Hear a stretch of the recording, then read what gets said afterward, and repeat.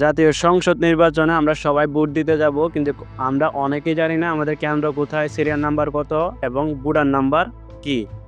তো টেনশন নেওয়ার দরকার নেই। আজকের এই ভিডিওতে কীভাবে এই সব কিছু বের করা যায় সেটা দেখাবো শুধুমাত্র স্মার্টফোনের মাধ্যমে।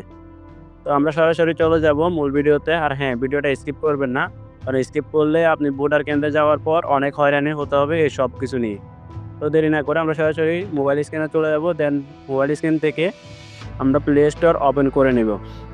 দেন প্লে স্টোরে সার্চ অপশানে লিখব স্মার্ট ইলেকশন ম্যানেজমেন্ট বিডি। আবার বলতেছি স্মার্ট ইলেকশন ম্যানেজমেন্ট বিডি। এটা লেখার পর প্রথম যে অ্যাপটা আসবে সেটা আমরা ইনস্টল করে নিব।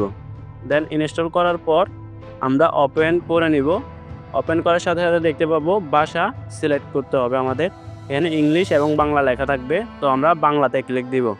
দেন বাংলাতে ক্লিক দেওয়ার পর এখানে দেখতে পাবো জাতীয় সংসদ নির্বাচন, এই আদর্শ জাতীয় সংসদ নির্বাচন। তো আমরা এটাতে ক্লিক দিব। দেন ক্লিক দেওয়ার সাথে সাথে দেখতে পাবো ডান দিকে কেন্দ্র খুঁজুন এই অপশনটা। দেন এখানে ক্লিক দিব। ক্লিক দেওয়ার সাথে সাথে অপশন চালু হবে যেখানে এই আদর্শ সংসদ নির্বাচন এবং এনআইডি নাম্বার এবং জন্ম তারিখ দেওয়ার কথা লেখা আছে। সো আমরা এখানে কি করব, এনআইডি নাম্বারের জায়গায় এনআইডি নাম্বার দিব। দেন জন্ম তারিখের জায়গায় জন্ম তারিখ।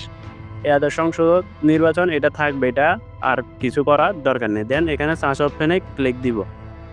সার্চ অপশানে ক্লিক দেওয়ার পর একটু ভেরিফাই হবে। ভেরিফাই হওয়ার সাথে সাথে আমাদের ভোটার নাম্বার, ভোটার কমিক নম্বর এবং কেন্দ্রের নাম, এরপর কেন্দ্রের ঠিকানা চলে আসবে। এটা আমরা খাতায় নোট করে নিব। ভোট দেওয়ার সময় আমরা এটা নিয়ে যাব। দেন আমরা যে এজেন্ট থাকবে তাদেরকে দিব, যে আনসার বাহিনী থাকবে তাদেরকে এটা দেওয়ার সাথে সাথে তারা ভোট দেওয়ার জন্য প্রবেশ করাবে।